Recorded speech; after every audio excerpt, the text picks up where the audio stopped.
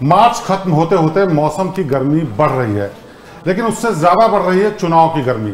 इस चुनाव में मोदी की ललकार है तो विपक्ष की हुंकार है, क्योंकि इस बार होने वाला आर पार है। अब की बार आर पार होने वाला है। हम शुरू करने जा रहे हैं अपना खास शो, जिसमें हम आपको बताएंगे अब की बार 400 पार, कितनी हकीकत कितना फसाना। हम आपको अपने शो में हर राज्य की अहम लोकसभा सीटों और उसके वोटिंग पैटर्न के बारे में भी बताएंगे।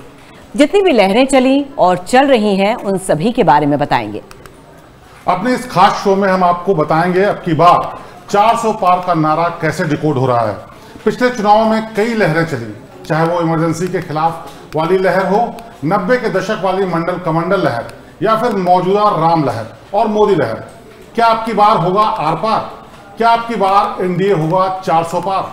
हमारे इस खास शो की पहली कड़ी में देखते हैं आखिर अब की बार 400 पार का इतना शोर क्यों है। बीजेपी अब की बार 400 पार ही क्यों चाहती है? मोदी क्यों 400 पार से कम की बातें नहीं कर रहे हैं? मोदी चुनावी रैलियों में तो 400 पार की बातें कर रहे हैं, लेकिन इससे बड़ी बात उन्होंने देश की संसद में भी 400 पार का ऐलान कर दिया है, जिसकी चुनावी रैलियों के बयान से ज्यादा अहमियत है। आप भी सुनिए। अब हमारी सरकार का तीसरा कार्यकाल भी बहुत दूर नहीं है। ज्यादा से ज्यादा 100-125 दिन बाकी है, और अब की बार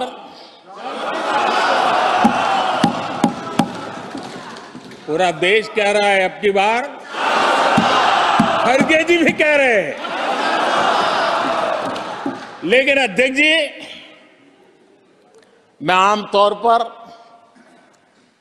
ये आंकड़े के चक्कर में नहीं पड़ता, लेकिन मैं देख रहा हूं देश का मिजाज एनडीए को तो 400 पार करवा ही के रहेगा, लेकिन भारतीय जनता पार्टी को 370 सीट अवश्य देगा।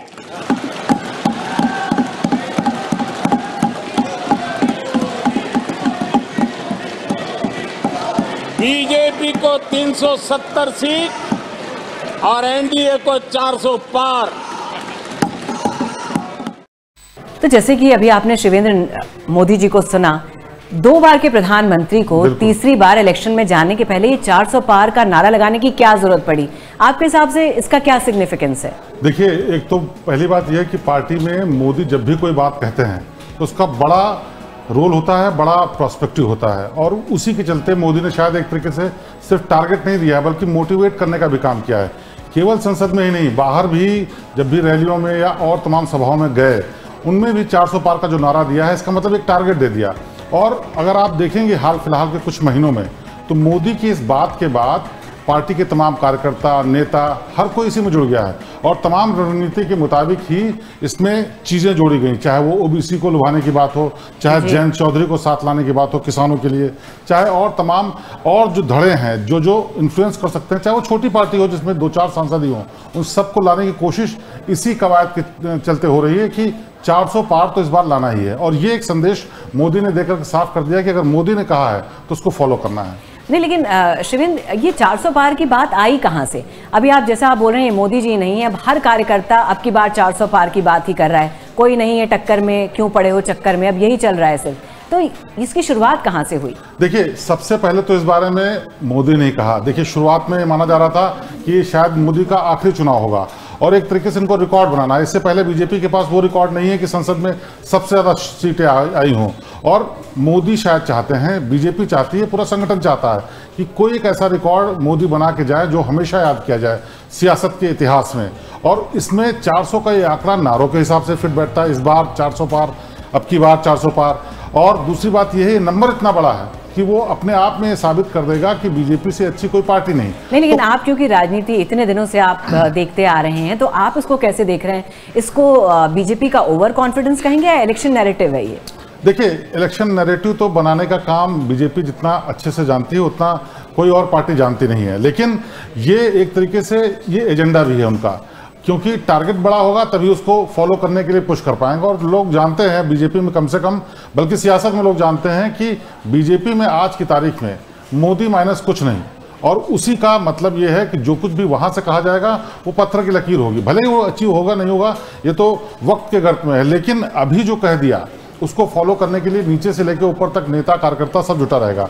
तो टारगेट बड़ा रखेंगे तो उसको फॉलो करना भी ज्यादा जो भी नतीजा आएगा। देखिए इसीलिए उन्होंने कहा कि 370 तो कम से कम बीजेपी की आनी चाहिए, 400 उनके घटक दलों की मिला के एक अपना ही तरीका है करने का। इस तरह से पूरा माहौल बना देते हैं कि लोगों के दिलो दिमाग पे ये बातें पूरी तरह से छा जाती हैं। तो आपने संसद में अब की बार 400 पार की हुंकार सुनी। प्रधानमंत्री मोदी ने आगामी लोकसभा चुनाव के लिए बीजेपी के लिए 370 सीटें और एनडीए के लिए 400 सीटों के पार जाने का लक्ष्य रखा है। वो लगातार ये दावा कर रहे हैं देश के करीब 8 दशक के संसदीय इतिहास में पहली बार किसी आम चुनाव में इस तरह से सीटें हासिल करने का दावा शायद पहले कभी किसी ने किया हो। ऐसा लग रहा है मानो बीजेपी की जीत तो सुनिश्चित है, बस बात 400 से पार जाने की है। वास्तव में मोदी और बीजेपी के इस दावे का अपना एक मनोविज्ञान भी है। ये तथाकथित एंटी इनकम्बेंसी के खिलाफ जनता को अपने पक्ष में करने का एक तरीका भी होता है, जिससे पहले भी सरकारें आजमाती रही हैं। मोदी और उनकी मशीनरी इसको ज्यादा मजबूती से पेश कर रही है। मीडिया साथ है तो ये विपक्षी गठबंधन इंडिया पर मनोवैज्ञानिक दबाव बनाने की और शानदार कोशिश हो रह सकती है। आप जानते हैं कि प्रधानमंत्री नरेंद्र मोदी 10 साल के शासनकाल में हमेशा कांग्रेस से बड़ी लकीर खींच रहे हैं, नेहरू, इंदिरा और राजीव गांधी से भी बड़ी। तो आइए आंकड़ों के जरिए आपको 400 पार का मनोविज्ञान समझाते हैं। तो क्या सचमुच बीजेपी के पक्ष में एक बड़ी चुनावी लहर हिलोरे मार रही है? इस सवाल का जवाब तलाशने की कोशिश करेंगे। पहले मोदी के नेतृत्व वाली बीजेपी का ग्राफ जरा आप देखिए। प्रधानमंत्री मोदी के नेतृत्व में बीजेपी को 2014 में 282 सीटें मिली। 2019 के लोकसभा चुनाव में बीजेपी ने 545 में से 303 सीटें जीती और अब 2024 में लक्ष्य बीजेपी के लिए 370 और एनडीए के लिए 400 पार का है। बीजेपी और मोदी अपनी पॉपुलैरिटी के क्लाइमैक्स पर है। मोदी कांग्रेस मुक्त भारत का नारा देते रहे हैं, लेकिन हकीकत यह है कि 400 पार के आंकड़े में कि 400 पार के आंकड़े के मामले में नरेंद्र मोदी के नेतृत्व वाली बीजेपी अब भी पंडित जवाहरलाल नेहरू और उनकी बेटी इंदिरा गांधी की अगुवाई वाली कांग्रेस को लोकसभा चुनाव में मिली सफलता से काफी दूर है। आंकड़े देखिए। देश के प्रधानमंत्री पंडित जवाहरलाल नेहरू की अगुवाई में कांग्रेस ने 1951-52 से 1962 तक शुरुआती 3 आम चुनावों में लगातार जीत हासिल की थी। 26 जनवरी 1950 को देश का संविधान लागू होने के बाद 1951-52 में पहले आम चुनाव हुए, जिसमें नेहरू के नेतृत्व में कांग्रेस ने लोकसभा की कुल 489 सीटों में से 479 सीटों पर चुनाव लड़ा था और उसे 364 सीटें मिली थीं। इसके 5 साल बाद 1957 में हुए आम चुनाव में नेहरू के नेतृत्व में कांग्रेस ने 490 सीटों पर चुनाव लड़ा और उसकी सीटें बढ़कर 371 हो गई। नेहरू के नेतृत्व में 1962 में हुए तीसरे आम चुनाव में कांग्रेस की सीटें घटकर 361 हो गई। तो अगर शिवेंद्र, अगर आप देखिए ये सही होता है तो बीजेपी ने एक नई रवायत ही रच दी है। पहले एंटी इनकम्बेंसी पर वोटिंग होती थी, अब प्रो इनकम्बेंसी पर हो रही है। तो किस तरह का राजनीतिक परिवर्तन होता आप देख रहे हैं इस पूरी चीजों में? देखिए, आमतौर पर लोकसभा के चुनाव में माना जाता था कि अगर सरकार बहुत खराब काम कर रही है या अपना जो बातें हैं अपनी स्टैब्लिश नहीं कर पा रही है तो उनको हटाने के लिए इनकम्बेंसी हो जाती थी। लेकिन जिस तरह से 10 साल से सरकार बीजेपी चला रही है और जिस तरह का नैरेटिव गढ़ रही है, लगातार कोशिश कर रही है, इमेज बिल्डिंग की बात हो, चाहे भारत की बात हो, राष्ट्रीयता की बात हो, देश प्रेम की बात हो, ये सब चीजें, ऐसा माहौल क्रिएट हो गया है कि इनको जीत तो अपनी सुनिश्चित लगती है और कमोवेश विपक्ष को भी लगता है कि मामला तो टक्कर का है। और ये जब नैरेटिव बना लिया तो ये इससे बेहतर मौका उनके सामने नहीं हो सकता कि उस रिकॉर्ड को भी तोड़ सकें जो कांग्रेस के शासनकाल में हुआ था। और ये सबसे बेहतरीन मौका है और इसी को शायद लेकर के चल रहे हैं और इसी के चलते मोदी ने ये हुंकार भरी कि 400 पार जाना है। क्योंकि अगर ये मौका नहीं मिला तो अगली बार क्या होगा 5 साल बाद पता नहीं, और इतना अच्छा मौका होगा भी कि नहीं, क्योंकि इससे पहले बीजेपी इस रूप में कभी सामने नहीं रही कि वो इतनी इमेज उसकी स्ट्रांग हो राष्ट्रीयता के नाम पे, देश प्रेम के नाम पे और तमाम दूसरे मुद्दों पर कि वो 400 की बात भी करें। लेकिन आप देख रहे हैं एक तरफ ओवर कॉन्फिडेंस कहिए या कॉन्फिडेंस कहिए, एक तरफ 400 पार की बातें हो रही हैं, दूसरी तरफ एक एक करके अपने विरोधियों को धाराशायी करने की जो रणनीति है। के कविता से लेके केजरीवाल तक आप देखिए। देखिए, मैंने कहा ना पहले ही आप समझ लीजिए इस बात को, ये बात बिल्कुल फैक्ट है कि जितने भी तरीके हो सकते हैं अपने इस आंकड़े को छूने के लिए, एक एक नंबर बढ़ाने के लिए कर, चाहे वो विपक्षों के ऊपर वार हो, चाहे कोई उनके साथ आना चाहते हो उसको मिलाने की बात हो, चाहे वो 1-2 सीटें ही इफेक्ट करता हो। आम आदमी पार्टी के केजरीवाल को अगर वो जेल में है तो उसका सीधा फायदा बीजेपी को मिल सकता है। दिल्ली में जो सीटें हैं वो सीटें बीजेपी के लिए नाक का सवाल है। विधानसभा के चुनाव भले ही ना हो, लेकिन यहाँ लोकसभा के चुनाव में उनको वो अपनी सीटें रिटेन करना बहुत बड़ी चुनौती तो है ही, साथ ही जरूरत भी है। तो ये केवल के कविता का मामला नहीं है, केवल केजरीवाल का मामला नहीं है, केवल और उधर जो दूसरे राज्यों में विपक्षी सरकारें वहां का मामला नहीं, वो एक एक जगह जहां से वो कुछ सीटें ले सकते हैं उन सब के प्रयास। लेकिन जैसे आपने बात दिल्ली की तो कहीं ना कहीं आम आदमी पार्टी एक उनके लिए खतरा तो पैदा कर ही सकती थी, तो कहीं इस बात का तो उन्हें डर था ही। बिल्कुल, देखिए स्वाभाविक सा कंटेंडर था, यहाँ पर केजरीवाल की सरकार थी, उनका व्यवस्था थी, जैसे व्यवस्था पर आरोप लगते रहते हैं और उनका इस्तेमाल भी होता रहता है। सबसे बड़ी बात मैं आपको यहाँ टोक रही हूँ कि क्योंकि अब आम आदमी पार्टी और कांग्रेस के साथ आने से ये खतरा ज्यादा बड़ा लग रहा था। बिल्कुल, देखिए राष्ट्रीय पार्टी के साथ आ गए, कांग्रेस का अपना एक जनाधार रहा है, भले ही पिछले चुनाव में उनकी परफॉर्मेंस अच्छी ना रही हो, लेकिन अगर माहौल बीजेपी के खिलाफ जरा सा भी बनता है दिल्ली में, और केजरीवाल की सरकार की होने वजह से बनता है दिल्ली में, और कांग्रेस उसके साथ मिल जाती है, तो उसका सीधा सीधा फायदा तो होता ही और नुकसान बीजेपी को उठाना पड़ता है। इसलिए तमाम जो इक्वेशंस, जितने डेवलपमेंट्स हो रहे हैं वो सब एक एक करके इसी तरफ इशारा करते हैं। तो यानी आप समझ ही गए होंगे कि मोदी जी ने जो अब की बार 400 पार का लक्ष्य रखा है, उसमें बीजेपी को अकेले 370 सीटों का लक्ष्य है। इस नारे में मोदी जी सीटों के मामले में नेहरू जी के आंकड़ों को पार कर रहे हैं। 370 का लक्ष्य वो रख ही रखे हैं। नेहरू जी को सिर्फ 1971 में 371 सीटें मिली थी। 370 का नंबर बीजेपी के लिए सांकेतिक भी है, क्योंकि मोदी सरकार ने 2019 में जम्मू कश्मीर से अनुच्छेद 370 हटाया था। अगर मोदी जी अपने इस बार के नारे को पूरा कर लेते हैं तो वो नेहरू से आगे हो जाएंगे। अब सवाल वही, नेहरू जी से आगे निकल गए तो फिर 400 पार की रट क्यों? इसकी जड़ में एक और कारण दिखाई दे रहा है।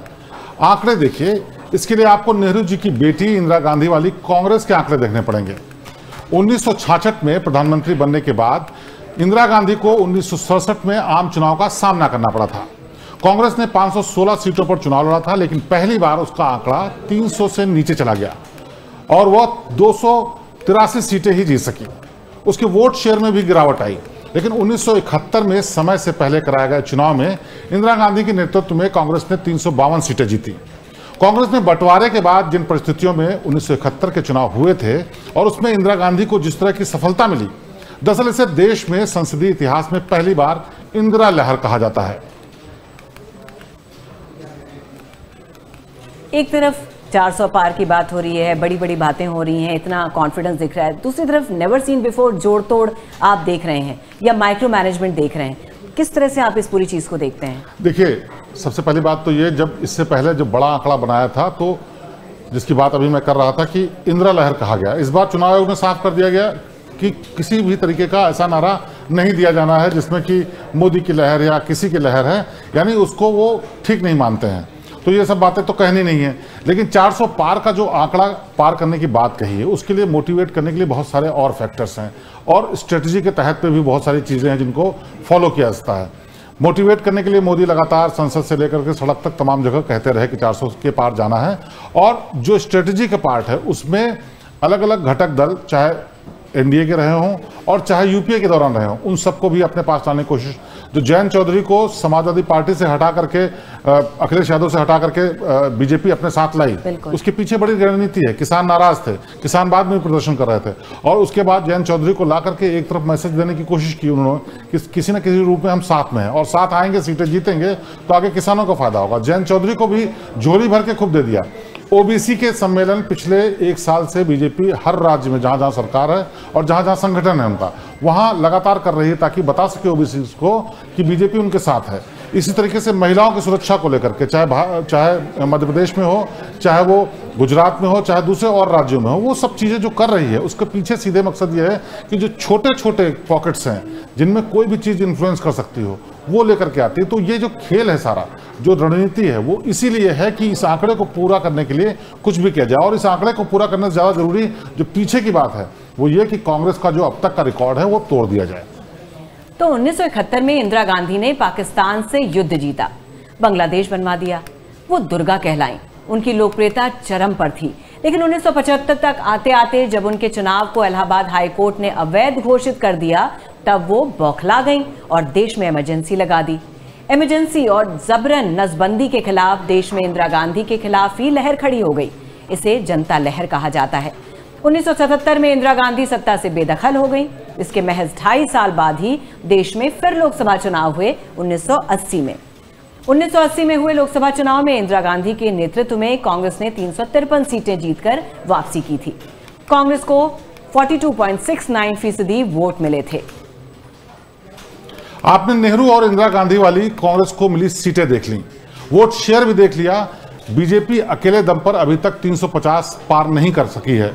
जाहिर है मोदी के नेतृत्व में हुए पिछले 2 चुनाव में बीजेपी नेहरू और इंदिरा को मिली सीटों और वोट शेयर की तुलना में अब भी काफी पीछे है। भाई तो ये 300-350 की बात है। मोदी जी तो अब की बार 400 पार का एजेंडा लेकर चल रहे हैं। अब आपको कांग्रेस का 400 पार का आंकड़ा दिखाते हैं। मोदी और बीजेपी के दिमाग में शायद ही ये आंकड़ा घूम रहा है। जहां तक किसी पार्टी के अकेले दम पर 400 से ज्यादा लोकसभा सीटें जीतने की बात है, तो अब तक केवल एक बार 1984 में कांग्रेस ने कमाल किया था। इंदिरा गांधी की हत्या के बाद हुए चुनाव में राजीव गांधी की अगुवाई में कांग्रेस ने 404 सीटें जीती थीं और उसे 49.1% वोट मिले थे। तो क्या मोदी जी का यही टारगेट है कि वो ये जो है इसको ये तोड़ना चाहते हैं, कांग्रेस का जो रिकॉर्ड है? देखिए, खुलकर के मोदी जी ने कभी ये नहीं कहा कि कांग्रेस का रिकॉर्ड तोड़ना चाहते हैं, क्योंकि उनके नाम रिकॉर्ड जो है वो 404 का है। और अगर उसको नहीं पूरा कर पाते हैं तो विपक्ष को बाद में भी एक मुद्दा मिल जाएगा, भले ही पार्टी जीत जाए, क्योंकि उसके बाद के तमाम बयानों में, बातों में बात आएगी कि मोदी जी तो ऐसी बात कह रहे थे कि हम कांग्रेस को पीछे कर देंगे, लेकिन वो 400 भी नहीं पा पाए। तो मोदी जी ने बड़ा सोच समझ कर रणनीति के तहत स्ट्रेटेजिकली ये बात कही कि 400 पार किसी का आंकड़ा नहीं है। 400 पार हमको जाना है, वो 401 भी हो सकता है, 410 भी हो सकता है, लेकिन पीछे जो रणनीति है, जो पीछे सोच है, वो ये कि एक बार तो ऐसा हो कि मोदी के नेतृत्व में जब तीसरी बार सरकार बने तो 404 का जो रिकॉर्ड कांग्रेस के नाम पे है, इंदिरा गांधी की हत्या के बाद हुआ था। और एक बहुत जबरदस्त देश में लहर थी कि उनके साथ जो हुआ उसका फायदा कांग्रेस को मिला। उस वक्त ये कहा जाता था कि अगर कांग्रेस की तरफ से किसी अननोन इंसान को भी खड़ा कर दिया जाएगा तो जीत जाएगा, और वही हुआ था। राजीव गांधी प्रधानमंत्री बने थे, 404 का आंकड़ा पार हुआ था। तो वो एक तरीके से छुपी हुई मंशा ही दिखती है कि उस आंकड़े को पार कर लेंगे, रिकॉर्ड टूट जाएगा, 3 बार प्रधानमंत्री बन जाएंगे, बहुत सारी चीजें हैं। तो बहुत सोच समझ के कही गई ये लाइन है, ये बात है और ये आंकड़ा है। शुभेंद्र, आप क्योंकि ग्राउंड रियलिटीज भी देख रहे हैं, आपको क्या लग रहा है कितना आसान है ये 400 पार का आंकड़ा? क्योंकि विपक्ष, हालांकि ये भी सच है कि एक एक करके, जैसा मैंने पहले भी कहा कि एक एक करके धाराशाही करते जा रहे हैं विपक्ष को, ऑपोजिशन कुछ कमजोर पड़ता भी दिख रहा है, लेकिन आपको क्या लग रहा है ग्राउंड रियलिटी क्या कहती है, कितना आसान और कितना मुश्किल है इनके लिए? देखिए, 400 पार का नारा दिया जाना अलग बात है, लेकिन उसको पहुंच पाना बहुत ही मुश्किल काम है। और वो आमतौर पर किसी भी देश में, केवल भारत में नहीं, किसी भी देश में तब होता है जब एक तरफा लहर हो, एक तरफा लोग जुड़ जाएं, और ये मास मूवमेंट होता है, पब्लिक के सेंटिमेंट्स जुड़ते हैं। सेंटिमेंट्स जुड़े, इसके लिए कोई ऐसी घटना होती है जिस घटना का उसमें बहुत अहम रोल होता है, जैसे राजीव गांधी के साथ हुआ था। लेकिन अभी देश में जिस तरह का माहौल है, जो चीज़ें हैं जिनके बिना पर बीजेपी अपने पक्ष में ला सकती चीज़ों की, वो देश प्रेम है, राष्ट्र प्रेम है, देश के विकास की बात है, दुनिया में देश की पहचान की बात है, ये सब चीज़ें हैं। लेकिन इसमें लोगों के मतभेद होते हैं, क्योंकि लोग उसको अलग अलग नज़रिए से देखते हैं। कोई इकोनॉमी के लिहाज से देखता है, कोई रोजगार और बेरोजगारी से देखता है, कोई और इंफ्रास्ट्रक्चर डेवलपमेंट के आधार पर देखता है। तो वो चीज़ें बहुत ज़्यादा जोड़ती नहीं है। इसलिए 400 का आंकड़ा पार करना एक लिहाज से इस तरह से तो मुश्किल है। दूसरा और चीज़, जितने स्टेट्स हैं सब जगह बीजेपी की सरकार नहीं है, और जहां जहां मायने रखता है, खासकर उत्तर प्रदेश की हम बात करें, जो वहां पे इतनी सीटें हैं, 80 सीटों में से इतनी सीटें लाना इतना आसान नहीं होगा। वहां समाजवादी पार्टी है, वहां कांग्रेस है, हालांकि कांग्रेस का उतना बड़ा आधार नहीं है। बसपा में उन्होंने मायावती को एकदम गर्त में कर दिया, और मायावती खुद भी एकदम बिल्कुल नेपथ्य में चली गई। यूपी की बात करें तो बीजेपी इस बार काफी सीटें क्लेम कर रही है, उसका कहना है कि वो ऑलमोस्ट 75 सीटों तक की बात कर रहे हैं। तो आपको लग रहा है कि ये फिजिबल है? देखिए, होने को आंकड़ा 80 का पूरा कर सकते हैं, ये भी हो सकता है, लेकिन जो प्रैक्टिकली है वो पॉसिबल नहीं था। समाजवादी पार्टी भी वहाँ पे काम करती है, वहाँ पे कांग्रेस भी काम करती है, आम आदमी पार्टी ने अभी एंट्री की है, बसपा वहाँ लंबे समय से काम करती रही है। इसके अलावा और निर्दलीय ऐसे हैं जो इन्फ्लुएंशियल हैं, लेकिन इन सब से पार पाना एक एक कदम पर। लेकिन आप अगर उस पर नजर डालेंगे तो आपको लगेगा हर एक कदम को उन्होंने रोकने की कोशिश की है। अभी जौनपुर में जो धनंजय सिंह के टिकट की बात हो, वो नहीं लड़ पाए, अगर वो बीजेपी से टिकट नहीं मिला था तो इस पूरी चीजों में आप मायावती को कहां देख रहे हैं? देखिए, मायावती तो शुरुआत से ही इस पूरे मामले में, जैसे नेपथ्य में नहीं होता, पर्दे के पीछे शुरुआत से चली गई। केवल इस चुनाव से नहीं, इससे पहले विधानसभा चुनाव हुए, उससे पहले लोकसभा चुनाव हुए, उससे पहले भी विधानसभा चुनाव हुए, 2017, 2019, 2022 और अब 2024 आ गया। इन सारे चुनाव में अगर मायावती के एक्टिविटीज को देखेंगे तो कहीं से आपको लगेगा नहीं कि एक इतनी बड़ी नेता जो कि दलितों पिछड़ों की बात करती थी, इतनी बड़ी पार्टी थी, 4 बार मुख्यमंत्री रही स्टेट की, वो इतनी न्यूट्रल हो जाएंगी। अब उसके पीछे उनकी उम्र का तकाजा है, या उनकी राजनीति में रुचि नहीं रह गई, ये है, या किसी तरह का दबाव है, या कोई डील है। तमाम सारी बातें, सारे आरोप सामने आते रहते हैं, कुछ भी हो सकता है। लेकिन मायावती जिस तरह से चुनाव लड़ रही हैं, कोई भी ऐसा शख्स जो उम्मीद करता हो, एक बार की कोशिश कर रहा हो कि मैं प्रधानमंत्री बन जाऊं, इस लेवल की सोच रखने वाला हो और उतनी सामर्थ्य रखने वाला हो, लगता हो, प्रतीत होता हो, वो एकदम शांत हो जाए, वो बड़ा अजीब सा लगता है। और इस सबके लिए सोचने की बात है। सपा और कांग्रेस का साथ आपको लगता है कर पाएगा कुछ कमाल? देखिए, कांग्रेस से बहुत ज्यादा उम्मीदें नहीं है, लेकिन सपा के साथ आने से एक फायदा जरूर होगा कि सपा का अपना जो जनाधार है वो बहुत डिफरेंट है और वो हमेशा बीजेपी के विपरीत रहा है। कांग्रेस के साथ आ जाने से ये है कि जो उनका गठबंधन है उसके हिस्से में बहुत से सेंटिमेंटल वोट चले जाएंगे।